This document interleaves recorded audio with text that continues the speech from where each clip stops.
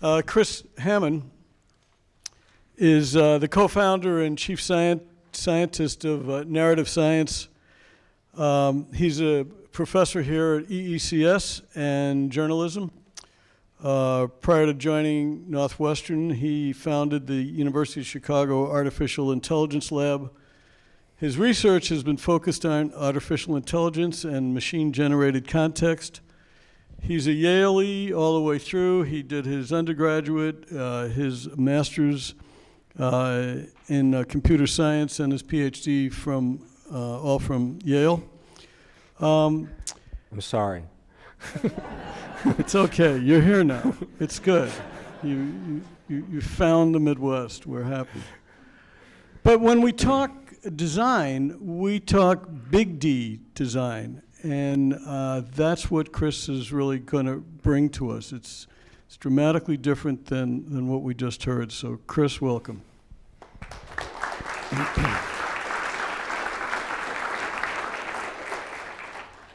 Thank you, Walter. I have to admit, I agree with Julio that design thinking is not something that you can define in a couple of sentences.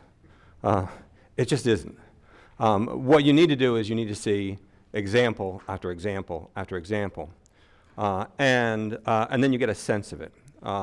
I also believe you can't define anything in a couple of sentences. I think that you can't even define tables and chairs in a couple of sentences, but that's because my undergraduate degree was in philosophy, and that sort of reigns free. So I'm going to show you what I do. I'm currently on leave from Northwestern and acting the role of chief scientist at narrative science. And we do this odd little thing. That is, we take numbers, we take data, structured data, data that people tend to struggle with in the world. And we have a system called Quill that looks at that data, figures out what's going on in that data, and then transforms it into a natural language description of what's happening in the world through the lens of that data. Which is to say, we do the following. We take data like this. This is data describing a youth hockey game. I think as you look at it, you can see how incredibly compelling this game was. How exciting, oh, whoa. You can see, why is this doing this to me, Walter? It's just going ahead without me. All right, I'm gonna have to stand over it now. All right. I'll stop it. No. All righty. It doesn't really matter, because I'll talk through it. Whenever and it changes, say, go back, Kris. Anybody. It takes that data, that description of the hockey game at a data level, and it turns it into this, an actual game story in English, written completely automatically, without any human intervention. It was configured. It was told how to do it. But once it was told how to do it, it can do it over and over and over again, which is to say it can take a human skill, an absolutely excellent human skill, that is the skill that analysts have, that data journalists have, that anyone who lives in the world of data and reporting on that data has. And it brings it to the machine. So it can take human editorial skills and actually bring them to machine scale. So we come from a funny place. As Walter mentioned, I'm in McCormick in computer science, but I also have a position, a tiny position, but a position in journalism. And every once in a while, people wonder about that, because what does a computer scientist have to do with journalism? And aside from the fact that the future of journalism is computer science, because just so you know, my basic opinion is the future of everything is computer science. It does, the relationship with journalism gave us something which I actually believe every engineer should look for, and that it gave us problems. And in fact, it gave us problems in an area that, was having troubles, tremendous troubles, where we could help them. But it also gave us a point of view on how to look at the problem above and beyond our engineering point of view. And so the team that built the initial version of this technology was actually a team of computer scientists and journalists working together, thinking, what would it mean to write the lead for a story? What does it mean to have a headline for a story? How do you characterize the nut graph of the story? How do you characterize the flow of the narrative arc associated with the story? And how can you turn that into something that a machine could do? We rolled the technology out of Northwestern we're almost 4 years old, so we're almost at our anniversary. In 2010, we found funding. Initially, friends and family funding for the company, but that's morphed into funding from SAP Ventures and Battery Ventures in the Bay Area, and In-Q-Tel, which is the investment arm of the United States Intelligence Agency. We are aggressively patenting our work. We have 3 that we already have in hand, and we have another dozen that are pending. Well, why are we doing this? I'm going to show you a nice little hockey story, and that's cute. But why would we actually want to take this technology and turn it into not just a technology, but a technology and a company that's going to have impact in the world? And the reason why we do it is because of this. The world is now obsessed with data. Because there was an insight at some point in somebody's mind that if I know about how things are going in the world, I can do a better job of making decisions. If I know how my company is performing, I can make decisions. If I know where the logistics problems are for my company, I can make better decisions.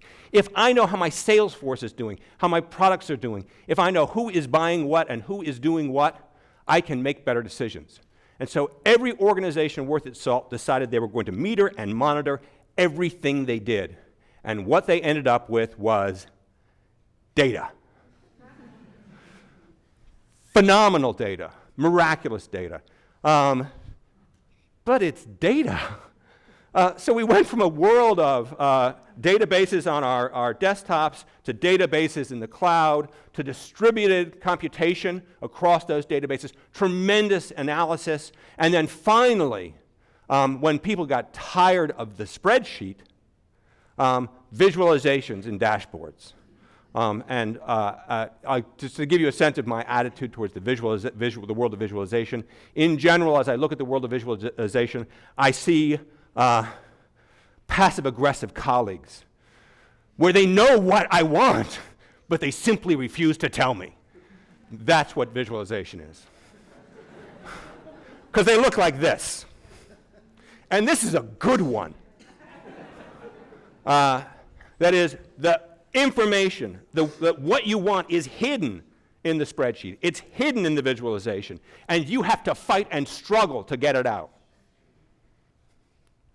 But what did you always want from data? You wanted insight. You wanted to know what was going on in the world. You did not want to have to struggle with it. No one wakes up in the morning and says, what I want to do is I want to look at a stack of spreadsheets and do cross-correlations amongst 50 different cells in this stack by fanning through it every 5 minutes, writing things down, and then pulling it all together and doing a write-up for somebody. No one ever said that. It is many people's jobs descriptions, but no one ever wanted that.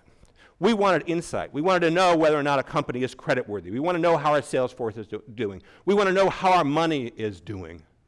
And so we built Quill. And what Quill does is it takes that data and it generates not a story of the data. It generates a story of the world using that data as a source of truth. And what we've actually found is that if you start looking at the things you want to communicate, you can turn these into explicit communication goals, and those communication goals will have information needs. Those information needs can be satisfied by analysis, and the analysis has very clear data specs associated with it. And that is the need to communicate and the goal to communicate is absolutely the driver for every single piece of analysis that you need. And if you're doing analysis that doesn't have communication associated with it, either with a human being or another machine, then in fact your analysis is a waste of time. And we take that stance fairly strongly. The nice thing about Quill is that once it starts generating a story or stories, it generates to the appropriate audience. It generates at scale. It generates using your voice. It generates using your business logic. It generates using the information about the things you care about to figure out what it's going to say to the audiences you want to communicate with. If this skips ahead, I'm going to go crazy because this is a killer that's going to. I'm going to stop it. Stop. There we go. Man, you hand your slides off to someone you trust.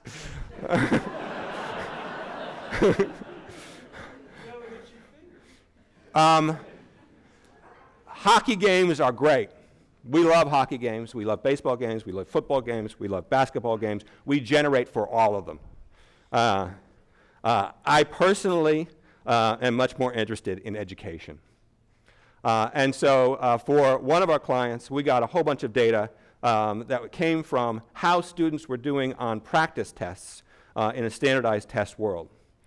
Actually, there's, well, let's see. Who has kids who are getting ready for college, who are thinking about college? All right. Who has kids who are thinking about high school? Who took a standardized test relatively recently? All right. You get back the results, and those results are stellar, aren't they? They tell you you got a 97. I hope you all got 97s. They tell you got a 97. You're in the 98th percentile. If you're taking this test as part of a test prep plan, a preparation for taking more tests, it will tell you whether or not you are doing better or worse. That is tremendous information. It's not really actionable. You can't do anything with that. To know where you stand doesn't tell you what to do. But it turns out that the reason why there are questions on those tests is because they're targeting information that they want you to have. And if you aren't able to actually answer the questions correctly, they know that you don't have that information. And if you take a look at the entire test and everyone else who took the test, and not just the questions, but the wrong answers and the way in which they were wrong, you can actually do beyond, well beyond, telling people how they scored. That is, you can tell them what to do next. You can take a look at the results of standardized tests or the preparation tests for standardized tests and explain to somebody what they need to study, what they need to do, whether or not they're making mistakes that other people are making. And you can do it at the material level, that is, look at things, there are certain areas in physics where you need to actually focus yourself, and you can do it at the mechanistic level, that is, taking a look at the kinds of wrong answers that you are making and figure out that, in fact, you don't do a good job with inequalities. I wasn't testing inequalities. But the reason why you're making the mistakes that you're making is because you don't understand inequalities. Go and look at these exercises and improve your understanding there. This is a document that is meaningful for one person in the world. It is a hard document to put together. You have to actually look at how everybody else is doing, what the stats are on every single question that you answered. You have to understand where the materials come from, what's being tested. You have to have metadata around the questions and answers. This is a document that human beings will never build because you can't do it at scale. You can test at scale. You can score at scale. But human beings, in particular now, cannot give feedback at scale. But Quill can. And this is actually one of the powerful moments of this kind of machine. It can provide personalized information guidance based upon an understanding of your world that you don't have access to through any other mechanism except the mediation of an intelligent machine.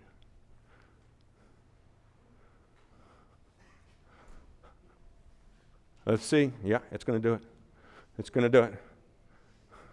And there we go. I'm learning. One of our clients is actually Deloitte, and they one of the things they do is they take a look at everybody's transactions, their clients' transactions, and they explain to their client who amongst their employees are doing sneaky things. It's actually a nice piece of work. We were having a conversation about the people who do this for Deloitte right now, and it's really I refer to it as it's a coffee and smokes job. It's somebody who sits there in front of a machine day after day after day, drinking coffee and looking at correlations and spreadsheets, and that's all they do. And they hate the work, and all they want to do is get away from it. And we're the blessing for them. But they give us the data. And what we can do is we can take that data, and this is actually this is ever so slightly different. This is suspicious activity. This is suspicious activities. This is taking transactional data and doing the same sort of thing. We can look at the data, figure out where there are patterns of activity that are untowards. Now, it turns out that that's actually the easy part of the job. The more interesting part of the job is this. That is, once you've figured out that something is wrong in the data, or something is wrong in the world as evidenced by the data, you need to tell somebody. Now, if you tell somebody, and by the way, red, green, yellow is the mechanism that is usually used to tell people these things. Red, green, yellow, and Rule 75 is what the kind of information that people get on dashboards. If you give somebody the information that Smith's Auto Sales is doing something wrong, then they have to go and figure out why. And one of the tremendous powers of building a system that actually looks at the data and figures out what's happening is it can then explain itself to you. And rather than giving you an answer, what it can do is it can give you an answer and an explanation. And an answer, I'll tell you, an answer doesn't make you smarter. Actually, an answer kind of makes you look like an idiot. Because you go someplace and somebody says, well, I mean, who's the best sales guy? And you say, Frank's the best sales guy. And it's like, really? Why? It's like, well, the system told me that. It's like, that's really a shame. But if you say, Frank's the best sales guy, because in fact, his volume is up, he's got more of a spread on product, he is making 5 times the number of calls of anybody else in the office, and whenever he meets with anybody, his goal is to close. And we see that in the data. There you have an explanation. Suddenly you're smarter because the machine is smarter and the machine is telling you how to be smarter. How am I doing? Oh, fantastic. I'm going to skip this. Oh. Oh.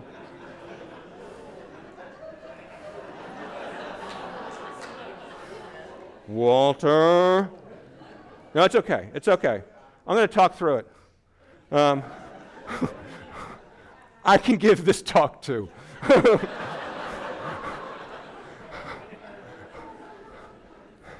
It'll get there someplace. Of course, this talk is next to my talk, and so the numbers are different. That makes complete sense. It's amazing. I skipped one slide, by the way, to save time. And I'm going to do it anyway. This is just to give you a tiny sense of something. We did some work for Credit Suisse. They have a division called Holt, which has a product called Lens. And what you're seeing in that dashboard is Lens. Lens is an investment advice product. And the guys who built it are awesomely brilliant. I mean, really, really, really smart investment advisors. So smart, in fact, that they are the only ones who can understand this dashboard. And it was a phenomenal moment for us where we had the lead of Holt sitting with his second in command, and his second in command said, well, Tim, you really are the only one who can figure this out. And we really need to have something else. And the something else is turned into that little button there that says Insights. And what that something else ends up being is, of course, us. And all it is a very simple explanation of what you're looking at. It's like, we don't think, we think the company's overall accounting practice is not very good. And here are a couple of reasons why. And there's a chart there, and if you want to go and you look at that chart again, you can figure it out on your own. I would much prefer to tell you. I will explain it to you. And that pattern shows up over and over and over again with us. Data is in the hands of people who have supreme skills with regard to it. And then they have to communicate to people who don't have supreme skills with regard to it. And they know how to do it, and they can do it easily, but it takes them time. And we can step in, talk with them, figure out what they do, and do it for them, and do it at scale. Two final quick examples. I'm not even going to show the data here. This is data that we get from a company called Factiva, which is owned by Dow Jones. It's a stream of newspaper headlines. But Factiva has done a little bit of work in terms of extraction of data from those headlines or from the documents themselves. We know what the company associated with the story is, and we know the topic associated with the story. Of course, we know time and where the story came from. And what we can do is actually provide a window into what people are talking about with regard to particular companies. And so from a Factiva's point of view, they were actually trying to sell lists of articles to people. We have collected all of the articles about you, British Petroleum. And British Petroleum basically came back to Factiva and said, we actually don't need to have 10,000 articles every day delivered to us. We know there's a lot of volume. What we want to get is some sort of synthesis of what that volume means. And so what we do is we take that data, we see the trends and patterns, and then we turn it into a short and sweet communication around that. This is with Twitter, which I love a lot, but I'm going to skip over. I'm not going to tell you how it works, but I am going to tell you this. When we started here, we started with a pile of Python code that could actually write game stories for high school baseball or college baseball. It was really nice. The stories were wonderful, tremendous, and the code was a reflection of an idea set that actually turned out to be very powerful. We almost immediately took that code base and ripped it apart because in order to do client after client, it meant we had to actually modify the code, and we wanted to stop modifying code. So we ripped it apart and we built it into something that could be configured. And it was configured using a markup language called YAML, when we won't discuss the pros and cons of YAML, but my guess is almost everyone in the room has not heard of it, which is one of the cons. And we started configuring the system without changing the code base. Then we wrote on top of that something that we initially called Pilot, and now is all full tilt Quill, was a configuration model that allowed people who understood what they were doing but didn't know how to program to develop configurations for the system. And we are now in the midst of doing the next phase here, and that is building Quill everywhere. And that is changing the way we do configuration and what it means to configure in such a way that anyone can configure the system to write a story based upon data. Because what we really want is this. We want a model where any place there is data, and I mean any place there is data, there is a Quill interface on top of it. So we're going to open the doors to have a narrative science public version of the technology where people can play in a sandbox and build new things. But from my perspective, we're going to start looking at sensor data because the Internet of Things is exploding. Predictive analytics, so we can start looking into the future based upon the data that we have. Interactive communication, because it turns out if you start thinking about communication as a design problem, then in fact you can actually design the interactive version of it fairly straightforwardly. And finally, for again, a particular love of mine, being able to look at the quantified self, because more and more data about us is being created in the world. The end game for this technology is as follows. Who here touches a spreadsheet? Has such a spreadsheet in the last month? Who enjoyed that? Our goal, and I will be damned if I will not live to see this. Our goal is to rid the world of the spreadsheet.